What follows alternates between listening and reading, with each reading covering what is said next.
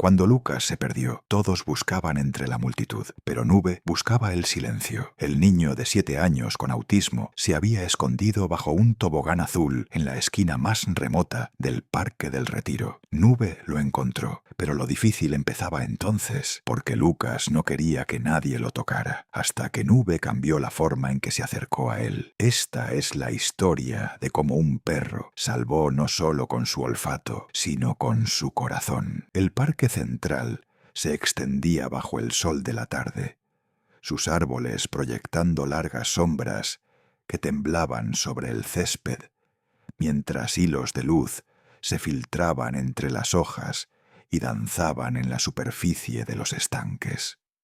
La multitud del fin de semana se había fundido con el ritmo del festival de música en un zumbido continuo. Melodías lejanas, risas, conversaciones y las voces de los vendedores entrelazadas en un paisaje sonoro vivo. Familias extendían mantas, abrían cestas y los niños corrían en círculos entre árboles y fuentes. Cada rincón del parque guardaba una pequeña historia privada.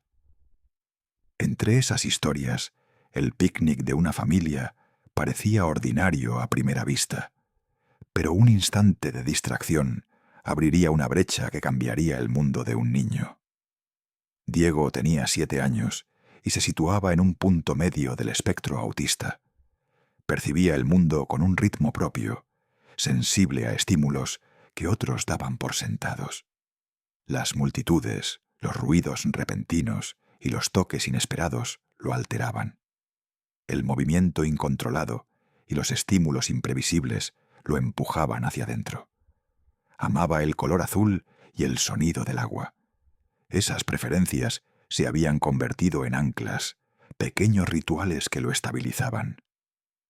Llevaba en el bolsillo un pequeño coche de juguete azul, y a veces en casa escuchaba una grabación de agua para calmarse. Aquella tarde, sentado en la manta familiar, un breve descuido de sus padres creó un espacio en el que se deslizó. En el torbellino de cuerpos y ruido, Diego simplemente desapareció del lugar donde había estado un momento antes. El pánico se extendió por la familia como un viento frío. La madre, Marta, escudriñó la multitud con los ojos llenos de lágrimas. El padre, Carlos, sacó el teléfono y comprobó el último lugar donde recordaba haber visto a su hijo. El personal del parque y los organizadores del festival se movilizaron con rapidez. La gente comenzó a buscar. Drones se elevaron al cielo y fotografías y datos de ubicación se compartieron por los teléfonos. Sin embargo, precisamente aquello que hacía vibrante al parque, la música, la multitud, el movimiento, complicaba la búsqueda. Los estanques, los senderos arbolados, los matorrales y los viejos parques infantiles formaban un laberinto complejo para los equipos de búsqueda. Cada curva del camino o grupo de arbustos a la sombra podía ocultar a un niño. Los altavoces y las luces del festival difuminaban los contornos de posibles escondites y dificultaban la coordinación. Cuando Ana y Sombra llegaron, la luz había cambiado y las sombras se habían alargado. Ana tenía formación en psicología infantil, combinada con años de experiencia en búsqueda y rescate. Llevaba 4 años trabajando con Sombra y conocía la manera en que la perra leía a las personas y las situaciones. Sombra era una Golden Retriever, hembra de 6 años, adiestrada específicamente para localizar personas desaparecidas. Era conocida por su temperamento sereno, su paciencia y una capacidad asombrosa para conectar con los niños. Ana tomó una muestra de la ropa de Diego y siguió los procedimientos estándar: recogida de olor, rastreo y búsqueda sistemática en cuadrícula. Pero Sombra no siguió la ruta esperada. En lugar de dirigirse hacia la zona más densa de la multitud, tiró hacia las esquinas más tranquilas y remotas del parque. Los pasos de Sombra eran deliberados y medidos. Su nariz permanecía cerca del suelo. Se detenía con frecuencia para muestrear el aire y luego continuaba. Ana observaba el lenguaje sutil del cuerpo de la perra. No ladraba, la cola la mantenía baja y serena, y de vez en cuando emitía un gemido suave, casi inaudible. Esas pequeñas señales indicaban a Ana que Sombra estaba adoptando un enfoque distinto. Era una desviación del patrón estándar de búsqueda, pero la formación de Ana ofrecía una hipótesis. Los niños en el espectro autista que se pierden a menudo buscan el primer lugar que les resulta seguro, una forma, un sonido o un color familiar. El comportamiento de Sombra sugería que seguía el rastro de un niño que había huido de la multitud y buscado refugio en un lugar más tranquilo. Mientras los equipos peinaban amplias zonas del parque, Sombra se dirigió hacia la esquina suroeste, donde se hallaba un viejo parque infantil fuera de uso. El área llevaba años cerrada. Los juegos oxidados y los arbustos crecidos mantenían a la mayoría de la gente alejada. El sol poniente hacía que el lugar pareciera aún más aislado, y el silencio allí contrastaba con el rugido lejano del festival. La nariz de Sombra recorrió el metal de los toboganes viejos, el crujido de las hojas secas bajo las patas y el olor de la tierra húmeda. Cada pequeño crujido bajo sus patas era una pista. Ana sintió la tensión del momento, como un aliento contenido. La perra había encontrado una pista. Sombra se detuvo en la base de un tobogán azul desgastado y presionó la nariz contra el suelo. Inspiró profundamente y se quedó inmóvil. Ana se arrodilló y contuvo la respiración. La postura de la perra era la señal del hallazgo. Bajo el tobogán, alguien había construido un pequeño refugio con hojas y ramitas. Dentro de ese frágil escondite yacía el pequeño cuerpo de Diego, encogido sobre sí mismo y retraído en su mundo privado. Sostenía una piedra en la mano y la golpeaba contra el suelo con un ritmo constante, como si la repetición mantuviera a raya el ruido exterior. Sus ojos estaban abiertos de par en par por el miedo y el aislamiento. El movimiento de la gente y el aumento del sonido lo habían empujado hacia adentro. Ana habló en voz baja por su radio, con tono controlado, instruyendo al equipo para que mantuviera la distancia y el silencio. Los responsables en el terreno coordinaron por radio. Las luces se atenuaron y las voces se hicieron más suaves. Ana quitó la correa a Sombra. El acto de retirar la correa permitió que la perra se comportara menos como una herramienta y más como una presencia independiente, menos atada a la orden humana y más libre para ser compañía. Sombra se tumbó y apoyó la cabeza sobre las patas, completamente inmóvil. Esa quietud atrajo la atención de Diego. El ritmo de su piedra se ralentizó. Su respiración se calmó. Por un momento, el refugio bajo el tobogán se convirtió en un mundo aparte, aislado del caos del festival. El paisaje interior de Diego era un laberinto que los forasteros no podían recorrer con facilidad. Sonidos, texturas y luces podían convertirse en amenazas abrumadoras. Para él, desaparecer en un espacio pequeño y cerrado no era un acto de desafío, sino una estrategia de supervivencia. El azul del tobogán, la pequeñez del refugio y el golpeteo constante de la piedra eran anclas que hacían el mundo manejable. La presencia serena de Sombra reforzaba esas anclas. Ana observó el intercambio sin moverse. Sabía que cualquier intervención humana brusca podía romper la frágil confianza que se estaba formando entre el niño y la perra. El tiempo pareció ralentizarse en ese pequeño bolsillo del parque. La música del festival se convirtió en un zumbido lejano, mientras el viejo parque infantil contenía el aliento. Afuera, los equipos continuaron coordinando y buscando. Pero dentro del refugio se desarrollaba otro tipo de trabajo, la lenta y cuidadosa reconstrucción de la confianza. La inmovilidad de Sombra fue minando el miedo de Diego. Su respiración encontró un ritmo más estable y el golpeteo de la piedra se suavizó. Ana mantuvo la distancia, consciente de que cada pequeño gesto importaba. La presencia del animal, la contención de la operadora y las respuestas tímidas del niño formaban una coreografía delicada. Tras un largo y silencioso intervalo, Sombra levantó la cabeza y realizó un pequeño movimiento deliberado hacia Diego. No fue una orden, fue una invitación, suave, no amenazante y paciente. Ana hizo una señal breve y controlada al equipo. Afuera, el mundo seguía en tumulto, pero bajo el tobogán los tres comenzaron a acercarse. Se habían dado los primeros pasos. La paciencia de una perra, la contención de una operadora y la curiosidad vacilante de un niño habían abierto un camino hacia la seguridad.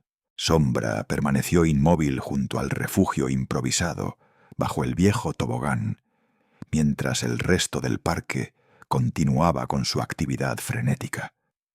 Sobre ellos, los drones trazaban órbitas lentas y mecánicas, y los equipos de búsqueda se desplegaban por praderas y senderos arbolados. Pero en ese pequeño bolsillo del parque, el tiempo parecía transcurrir a otro ritmo. Ana se mantuvo al final de la correa, con cada músculo deliberadamente relajado. Sabía que cualquier movimiento brusco o sonido fuerte podía deshacer el frágil progreso que se había logrado. Mientras el centro de mando fuera coordinaba la logística, preparativos médicos, control del perímetro y enlace con la familia, el trabajo de Ana era íntimo y preciso. Vigilaba la postura del perro, la respiración del niño y el hilo invisible de confianza que empezaba a formarse. La presencia de Sombra funcionaba como una fuerza estabilizadora en el paisaje interior de Diego. El calor del animal, la cadencia lenta de su respiración y la quietud deliberada de su cuerpo ofrecían un ritmo predecible con el que los nervios desgastados del niño podían sincronizarse de nuevo. El golpeteo de la piedra se había reducido a un latido tenue e irregular. Los hombros del niño se habían destensado por grados. Ana reconoció la importancia de cada pequeño cambio. Había sido entrenada para leer microseñales, el parpadeo de un párpado, el aflojamiento de un agarre, la manera en que la mirada de un niño se desplazaba, y traducirlas en una secuencia de intervenciones cuidadosas. En este caso, las intervenciones eran mínimas: contener los estímulos externos, preservar la autonomía del niño y confiar en la capacidad natural del animal para calmar. Fuera de la sombra del tobogán, el equipo estableció un perímetro controlado. El personal del parque y los organizadores del festival recibieron instrucciones de mantener a los espectadores a una distancia respetuosa, evitar movimientos bruscos y abstenerse de usar fotografía con flash o focos intensos. Policías y sanitarios tomaron posiciones que les permitieran responder con rapidez si fuera necesario, pero permanecieron fuera de la vista directa. La coreografía del perímetro era tan importante como las acciones dentro del refugio. Creó una zona tampón que redujo la probabilidad de un asalto sensorial abrupto. La decisión de Ana de quitar la correa a Sombra había sido táctica. Sin el lazo visible, la perra podía comportarse menos como una herramienta entrenada y más como una compañera, lo que a su vez disminuía la percepción de amenaza del niño. Ana no se precipitó a intervenir. Mantuvo el cuerpo bajo y los movimientos lentos, una sombra humana que ni se imponía ni mandaba. Entendía que para muchos niños en el espectro autista, las voces y los gestos humanos pueden ser impredecibles y por tanto aterradores. El silencio de un perro, en cambio, es un lenguaje de constancia. La falta de reacción de Sombra al golpeteo de la piedra le indicó a Diego que el mundo podía permanecer quieto. La contención de la operadora fue un acto de humildad profesional. A veces, el rescate más eficaz es el que espera y observa. Poco a poco, la curiosidad del niño venció al miedo. Extendió un dedo vacilante y rozó la cola de Sombra. El contacto fue breve y exploratorio, no un abrazo completo. Sombra no se sobresaltó. Respondió con un movimiento de cola apenas perceptible, un pequeño reconocimiento con un peso enorme. Ese diminuto intercambio se reflejó en el rostro de Diego como un aflojamiento de la tensión, la primera señal visible de que el aislamiento del refugio cedía paso a la conexión. Ana tomó nota del momento y ajustó su plan en consecuencia. Había preparado una secuencia de pasos: introducir un objeto familiar, permitir que el niño iniciara el contacto y luego ofrecer un camino lento y discreto fuera del escondite. Pero permaneció lista para adaptarse según las respuestas de Diego. Con cuidado se introdujo un objeto familiar. Un voluntario, situado a una distancia respetuosa y guiado por Ana, extendió un pequeño juguete azul que se parecía al coche que Diego solía llevar en el bolsillo. El objeto no se empujó hacia él.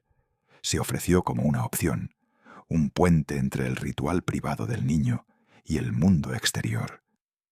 Los dedos de Diego cerraron la mano alrededor del juguete y por un momento se concentró en su textura y color.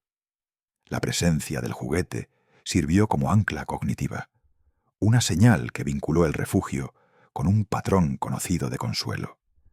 Con ese ancla en su lugar, el siguiente paso, ponerse de pie, se volvió menos amenazante. La correa de Sombra se volvió a tomar, esta vez manejada con una ligereza que comunicaba asociación más que control. Ana avanzó lentamente hacia Diego, manteniendo una postura no amenazante y sin usar la voz. El niño se puso de pie por su propia voluntad, un acto pequeño pero decisivo de agencia. Caminó unos pasos vacilantes, guiado por el flanco firme del perro y el peso familiar del juguete en su mano. Cada paso fue una negociación entre miedo y confianza.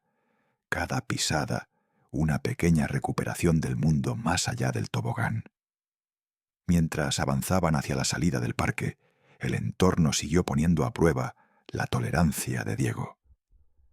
Una ráfaga de viento hizo ondear un grupo de banderolas del festival.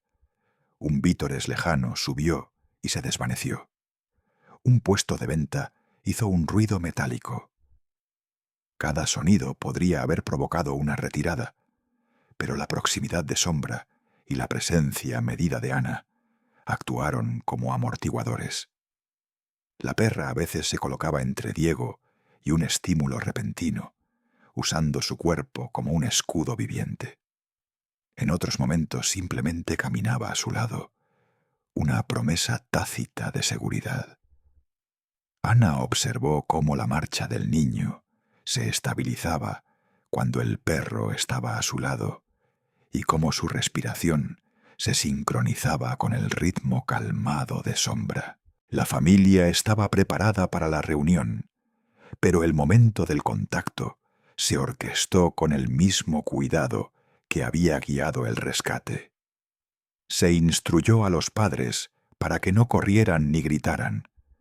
Se les pidió que se arrodillaran y se colocaran a una altura no amenazante, que hablaran en tonos suaves y uniformes, y que permitieran que Diego se acercara a su propio ritmo. Cuando el niño finalmente llegó a los brazos de su madre, el intercambio fue suave y deliberado. Las manos de la madre lo acunaron con una ternura que procuraba no abrumar. El padre tocó con calma y lentitud.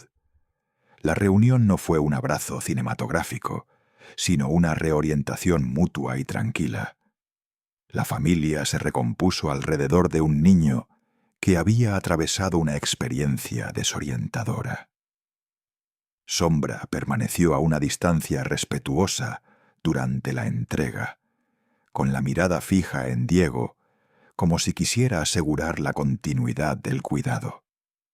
Ana aprovechó la oportunidad para informar al equipo médico sobre lo que había observado: el estado inicial del niño, el efecto calmante del perro, los desencadenantes específicos que se habían anotado y las señales de comportamiento que indicaban disposición para la reintegración. Estas observaciones informarían la atención inmediata y los planes de apoyo a más largo plazo.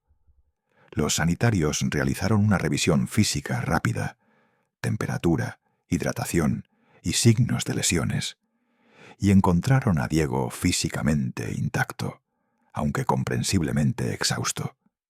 La dimensión psicológica, sin embargo, requería atención continua. Ana subrayó que el rescate era solo el primer paso de un proceso que incluiría seguimiento con el personal escolar, terapeutas y apoyos familiares. Recomendó una sesión informativa que ayudara a los padres a comprender los desencadenantes sensoriales y las estrategias de afrontamiento que habían sido efectivas. El equipo acordó un plan para compartir las notas con la escuela del niño y coordinar una reintroducción gradual a los entornos grupales, utilizando los mismos anclajes, objetos azules, rutinas previsibles y pausas sensoriales controladas, que habían funcionado en el terreno.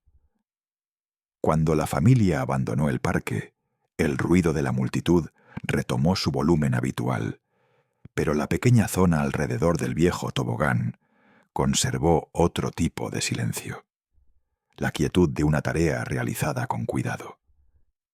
Ana volvió a colocar la correa a Sombra y se permitió un momento para respirar.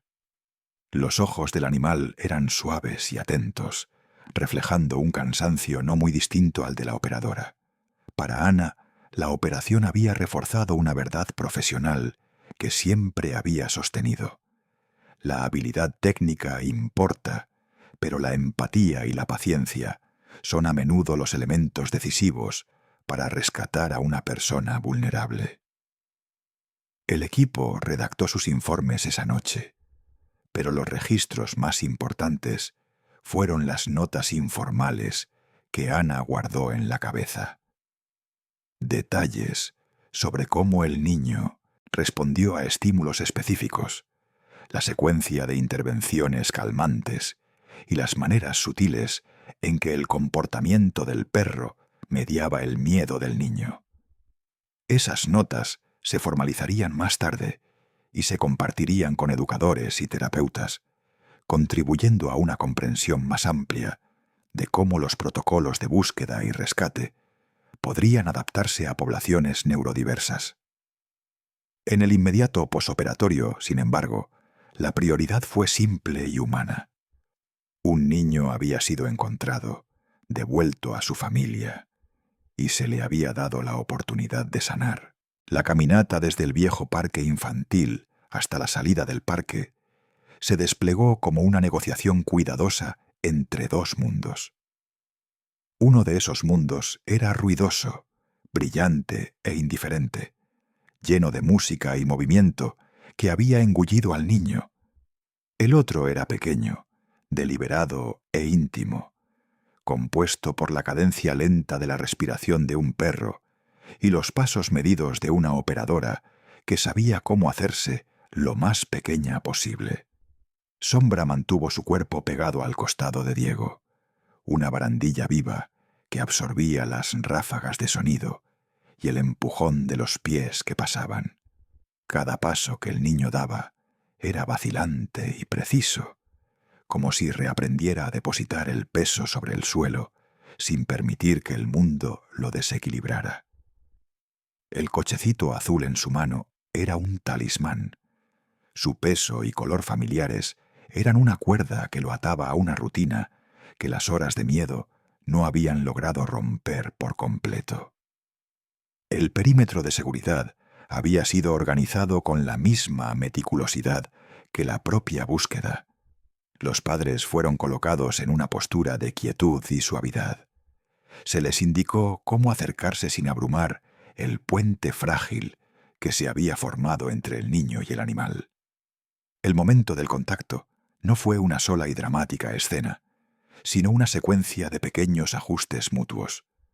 Una mano bajada a una altura no amenazante, una inclinación lenta, un toque medido que permitiera al niño elegir el tiempo.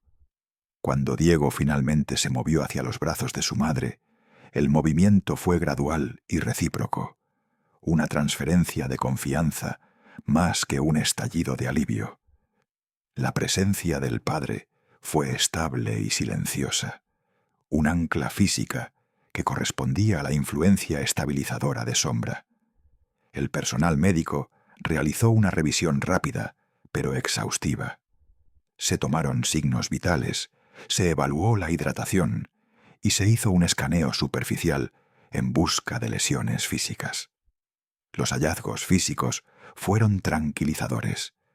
No había cortes, fracturas, ni signos de angustia médica aguda. El trabajo más complejo, sin embargo, era de naturaleza psicológica y sensorial. El equipo comprendió que la huella del suceso no desaparecería con una tirita o una bebida caliente. El sistema nervioso del niño había sido exigido. La sobrecarga sensorial que había precipitado su huida podía dejar una hipervigilancia persistente. Se tomaron notas sobre los desencadenantes observados en el terreno. La proximidad a altavoces, el efecto de las luces intermitentes, la influencia calmante de un objeto azul y el sonido del agua. Esas observaciones no se registraron como abstracciones clínicas, sino como herramientas prácticas para que la familia y la escuela las emplearan en los días venideros. El informe de Ana fue meticuloso. Documentó la secuencia de los hechos, el comportamiento de Sombra, las microseñales del niño y las intervenciones precisas que habían funcionado.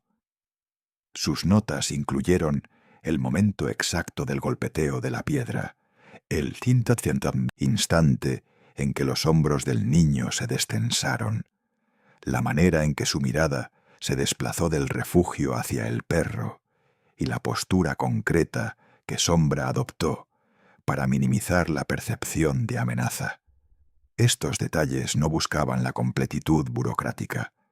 Eran un mapa para terapeutas y educadores que más tarde traducirían el trabajo de campo en estrategias de aula y rutinas domésticas. El informe subrayó la importancia de preservar la autonomía del niño durante la reintegración y recomendó un enfoque por fases para su reintroducción a entornos grupales. Esa misma noche, en casa, la familia ejecutó una coreografía distinta. La vivienda se reorganizó en pequeños gestos para crear recorridos previsibles y rincones tranquilos. El cochecito azul se colocó en un lugar visible, no como talismán del miedo, sino como ancla deliberada de consuelo. Los padres ajustaron la iluminación y el sonido en las zonas comunes, introdujeron pausas sensoriales breves y programadas y acordaron señales de baja estimulación para comunicar la necesidad de espacio sin elevar el nivel de activación del niño. La culpa inmediata y el pánico que siguieron a la desaparición se reconvirtieron gradualmente en pasos prácticos, planificación de seguridad, ajustes ambientales y un compromiso de comunicación con la escuela y los servicios de apoyo. El duelo por el casi pérdida era real, pero se canalizó hacia un plan constructivo y orientado al futuro. Dentro del equipo de rescate, el caso desencadenó una conversación más amplia sobre los protocolos. Los procedimientos operativos estándar para búsquedas de menores eran robustos en logística, pero no siempre habían contemplado las necesidades matizadas de personas neurodiversas. Las notas de Ana y el comportamiento de Sombra impulsaron una revisión de los módulos de formación. Los guías debían aprender a reconocer patrones de huida motivados por la sensibilidad sensorial, a considerar vectores de búsqueda no convencionales y a emplear animales de compañía no solo como herramientas olfativas, sino también como reguladores emocionales. Se discutió la decisión táctica de retirar la correa y cómo las señales no verbales, pequeñas y medidas, podían ser más eficaces que las órdenes. Las conversaciones fueron prácticas e inmediatas, orientadas a afinar el equilibrio entre rapidez y sensibilidad en operaciones futuras. En los días siguientes, la escuela se convirtió en el epicentro de un apoyo coordinado. Docentes y personal de educación especial se reunieron para traducir las observaciones de campo en adaptaciones concretas en el aula. Se designó un rincón tranquilo, provisto de objetos familiares y de una grabación de agua a bajo volumen que podía reproducirse de forma discreta. Se alargaron las transiciones entre actividades y se reforzaron los horarios visuales para reducir la imprevisibilidad. El personal recibió breves sesiones informativas sobre los desencadenantes, identificados y las estrategias calmantes que habían demostrado eficacia. El objetivo no era aislar al niño de la vida, sino sostener su participación mediante estructuras previsibles que le permitieran implicarse sin sobrecarga sensorial. La respuesta comunitaria fue discreta pero significativa. Vecinos ofrecieron ayuda práctica, comprobaron cómo estaba la familia, se ofrecieron a acompañarlos en paseos cortos y colaboraron con recados cuando los padres necesitaban un respiro. La administración del parque revisó el estado del viejo parque infantil e inició medidas para asegurar o rehabilitar equipos que pudieran suponer un peligro o atraer a niños vulnerables a espacios ocultos. Los organizadores del festival examinaron la colocación de altavoces y la gestión de flujos de personas, reconociendo que el diseño ambiental podía crear trampas sensoriales involuntarias. Estos cambios no fueron giros políticos dramáticos, sino ajustes incrementales nacidos del aprendizaje comunitario tras una casi tragedia. Para Diego, las semanas posteriores a la intervención fueron una acumulación lenta de pequeñas victorias. Empezó a tolerar actividades grupales breves en la escuela, primero en los márgenes y luego, gradualmente, en posiciones más centrales. Aceptó paseos cortos y supervisados por rutas previsibles. Permitió que una docente se sentara a su lado durante unos minutos en una asamblea ruidosa antes de retirarse a un espacio tranquilo. Cada uno de esos pasos se celebró no como un retorno a un estado anterior, sino como la construcción de una nueva base más resistente. El progreso fue desigual y no lineal. Hubo retrocesos y noches en las que el golpeteo de la piedra reapareció. Esos momentos se afrontaron con la misma calma metódica que había guiado el rescate. Reducir estímulos, ofrecer un ancla familiar y esperar. Ana siguió visitando, no como rescatadora, sino como colaboradora. Compartió sus notas con terapeutas y educadores, asistió a reuniones escolares y ayudó a diseñar una breve sesión formativa para el personal sobre enfoques sensibles al factor sensorial en crisis. Sombra, por su parte, se convirtió en una embajadora suave. Visitas breves y supervisadas que introdujeron a otros niños la idea de que los animales podían ser seguros y reconfortantes. Para algunos, la quietud de Sombra fue una revelación. Para otros, un primer paso hacia la tolerancia al contacto. El programa, modesto en alcance, resultó rico en impacto y fue creciendo lentamente a medida que se consolidaba la confianza. La operación dejó una huella en todos los implicados. Para la familia, fue un recordatorio de la vulnerabilidad y del poder de una respuesta comunitaria coordinada y compasiva. Para el equipo de rescate, fue una lección de adaptación y humildad. Para Ana reafirmó una convicción profesional. La habilidad técnica debe ir de la mano de la empatía, y las intervenciones más eficaces son a menudo las que respetan la autonomía y minimizan la coerción.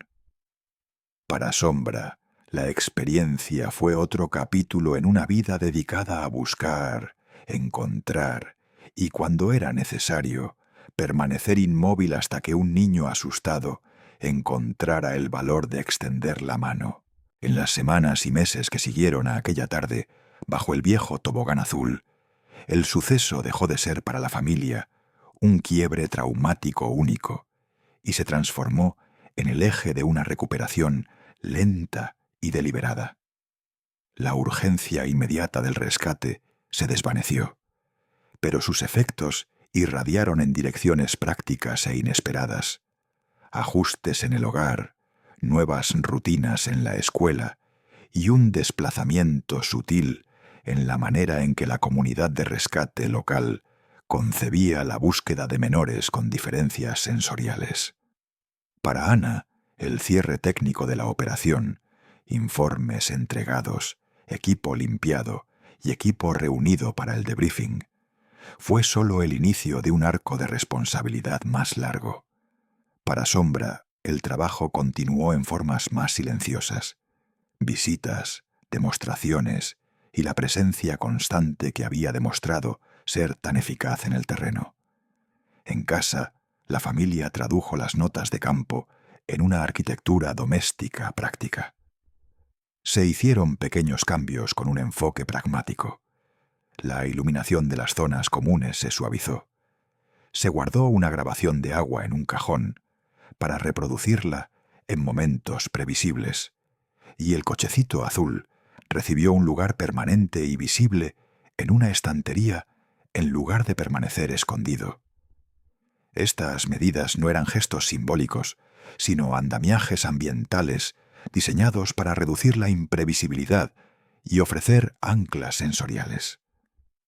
Los padres acordaron una lista breve de señales de baja estimulación, gestos discretos con la mano y una palabra corta, para comunicar la necesidad de espacio sin elevar el nivel de activación del niño. También elaboraron un plan de seguridad sencillo para salidas, un punto de encuentro designado, una ruta familiar y un pequeño kit con los objetos preferidos del niño y la pista de agua. El plan era práctico, ensayado y deliberadamente sin dramatismo. Su propósito era sustituir la pánico por procedimiento. En la escuela, el rescate catalizó una respuesta colaborativa. Docentes y personal de educación especial se reunieron para convertir las observaciones de campo en adaptaciones concretas en el aula. Se habilitó un rincón tranquilo, provisto de objetos familiares, un cojín blando, un pequeño contenedor de guijarros y un altavoz discreto que reproducía el sonido del agua a bajo volumen. Se alargaron las transiciones entre actividades y se reforzaron los horarios visuales para reducir la imprevisibilidad. El personal recibió sesiones informativas sobre los desencadenantes identificados, proximidad a altavoces, luces intermitentes, aglomeraciones repentinas, y sobre las estrategias calmantes que habían demostrado eficacia en el terreno. El objetivo no era aislar al niño de la vida, sino sostener su participación mediante estructuras previsibles que le permitieran implicarse sin sobrecarga sensorial. La respuesta comunitaria fue modesta pero significativa. Vecinos ofrecieron ayuda práctica, comprobaron cómo estaba la familia, se ofrecieron a acompañarlos en paseos cortos y colaboraron con recados cuando los padres necesitaban un respiro. La administración del parque, revisó el estado del viejo área de juegos e inició medidas para asegurar o rehabilitar equipos que pudieran suponer un peligro o atraer a niños vulnerables a espacios ocultos. Los organizadores del festival examinaron la colocación de altavoces y la gestión de flujos de personas, reconociendo que el diseño ambiental podía crear trampas sensoriales involuntarias. Estos cambios no fueron giros políticos dramáticos, sino ajustes incrementales nacidos del aprendizaje colectivo tras una casi tragedia. Dentro de la organización de rescate, el caso impulsó una reevaluación de los procedimientos operativos estándar. Las notas de Ana y el comportamiento de Sombra se compartieron en sesiones de formación y revisiones de casos. Se animó a los guías a considerar vectores de búsqueda no convencionales, lugares que un niño podría elegir como refugio sensorial en lugar de las zonas más probables de concentración de personas, y a reconocer que los animales de compañía pueden desempeñar roles duales, herramientas olfativas y reguladores emocionales. La decisión táctica de retirar la correa, la contención medida en la aproximación humana y el uso de un objeto familiar como ancla cognitiva se discutieron no como excepciones, sino como tácticas enseñables. El debriefing enfatizó la humildad. La rapidez importa, pero la sensibilidad puede marcar la diferencia entre un niño asustado que se retrae y un niño asustado que regresa. Para Diego el progreso fue incremental y desigual, pero real. Las semanas posteriores al rescate fueron una acumulación lenta de pequeñas victorias. Tolerar una actividad grupal breve en la escuela, primero en los márgenes y luego más centrado. Aceptar un paseo corto y supervisado por una ruta predecible. Permanecer unos minutos en una asamblea ruidosa con una docente cercana antes de retirarse a un espacio tranquilo. Cada logro se celebró como la construcción de una nueva base más resistente, no como un retorno a un estado anterior. Hubo retrocesos, noches en que el golpeteo de la piedra reapareció, días en que las multitudes resultaron intolerables. Pero esos momentos se afrontaron con la misma calma metódica que había guiado el rescate. Reducir estímulos, ofrecer un ancla familiar y esperar. Ana permaneció implicada, no como rescatadora, sino como colaboradora. Compartió sus notas con terapeutas y educadores, asistió a reuniones escolares y ayudó a diseñar una breve sesión formativa para el personal sobre enfoques sensibles al factor sensorial en situaciones de crisis. Sombra, por su parte, se convirtió en una embajadora cuidadosamente gestionada. Visitas cortas y supervisadas que introdujeron a otros niños la idea de que los animales podían ser seguros y reconfortantes. Para algunos alumnos, la quietud de Sombra fue una revelación. Para otros, un primer paso hacia la tolerancia al contacto. El programa, modesto en alcance, resultó rico en impacto y fue creciendo lentamente a medida que se consolidaba la confianza. La operación dejó una huella en todos los implicados. Para la familia fue un recordatorio de vulnerabilidad y del poder de una respuesta comunitaria coordinada y compasiva. Para el equipo de rescate fue una lección de adaptación y de los límites de los protocolos. Para Ana reafirmó una convicción profesional. La habilidad técnica debe ir de la mano de la empatía, y las intervenciones más eficaces son a menudo las que respetan la autonomía y minimizan la coerción.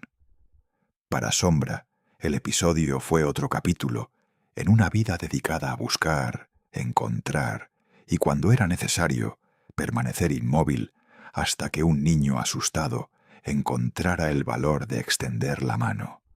Meses después, la escuela organizó una visita formal. El aula zumbaba con el ruido cotidiano de los niños jugando, pero cuando Sombra entró, la atmósfera cambió de forma sutil, casi imperceptible. Algunos niños observaron con curiosidad, otros con cautela y unos pocos con alegría inmediata.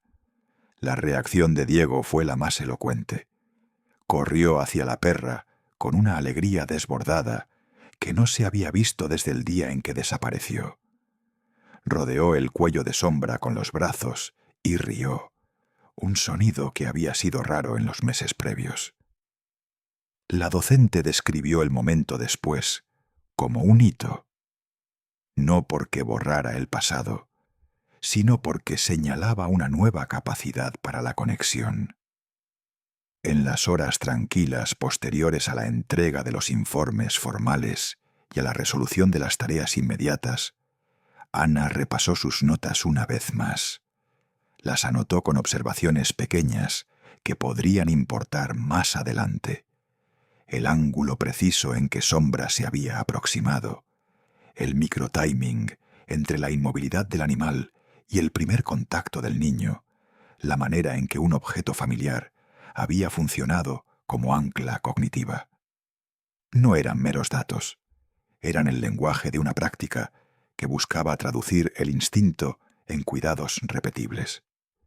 El rescate había terminado con un niño devuelto a su familia, pero el trabajo que siguió, educación, adaptación y aprendizaje comunitario, fue la verdadera medida del éxito. El viejo tobogán azul permaneció en el parque, su superficie metálica apagada por el óxido y el tiempo. Para quienes estuvieron allí aquella tarde, dejó de ser un simple juego. Se convirtió en un marcador de algo mayor, un momento en que la paciencia, la formación y la empatía silenciosa de un animal convergieron para restaurar la sensación de seguridad de un niño. La sombra del tobogán guardaría siempre esa memoria, pero la luz que siguió, medida, cuidadosa y comunitaria, fue lo que perduró.